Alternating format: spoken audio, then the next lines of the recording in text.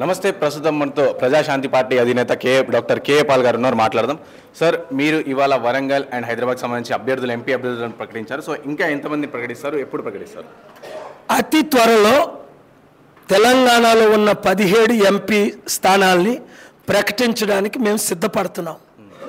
ఈరోజు తెలంగాణ ప్రజాశాంతి పార్టీ ప్రెసిడెంట్గా మాజీ మంత్రి 3 సార్లు ఎమ్మెల్యే చేసి 1451 సినిమాల్లో లెజెండరీ యాక్టర్గా ఉన్న బాబు మోహన్ గారిని ప్రకటించాం.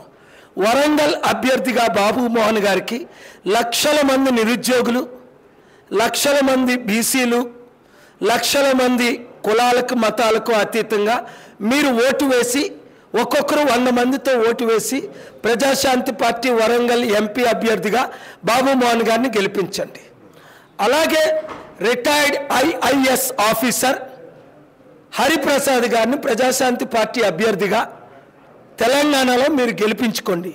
సికింద్రాబాద్ ఎంపీగా వారిని ప్రకటించాం కనుక ఇంకా మిగతా 15 త్వరలో ప్రకటిస్తాం. ఆంధ్రప్రదేశ్ 175 ఎమ్మెల్యేలు, 25 ఎంపీ స్థానాల్లో 1 వీక్ తర్వాత మేము ప్రకటిస్తాం. రేపటి నుంచి ఇంకా 100,000 మంది జాయిన్ అయిపోతున్నారు.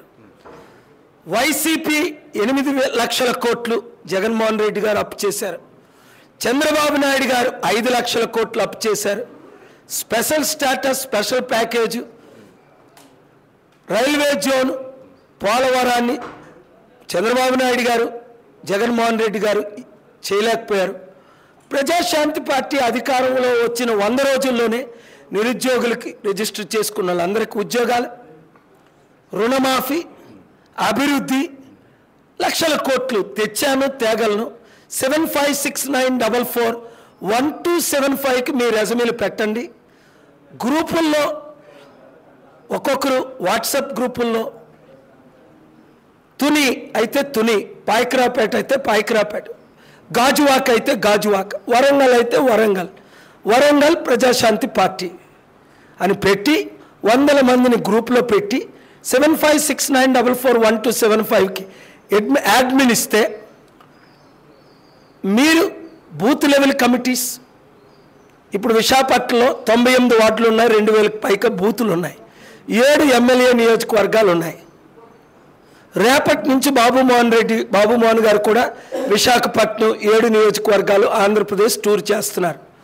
మీరు పార్టీలో చేర్పండి, ప్రజాశాంతి పార్టీని గెలిపించండి.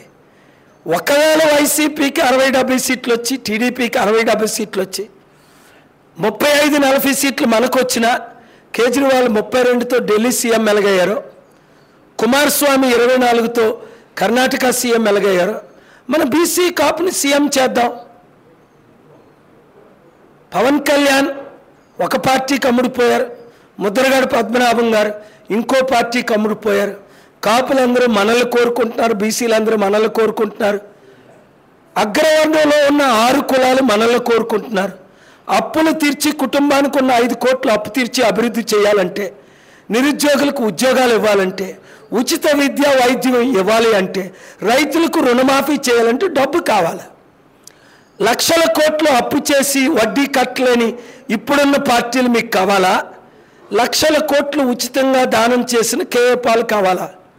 తేల్చుకోండి, ప్రజాశాంతి పార్టీలో చేరండి, 100 మందిని చేర్పించండి. Thank you very much.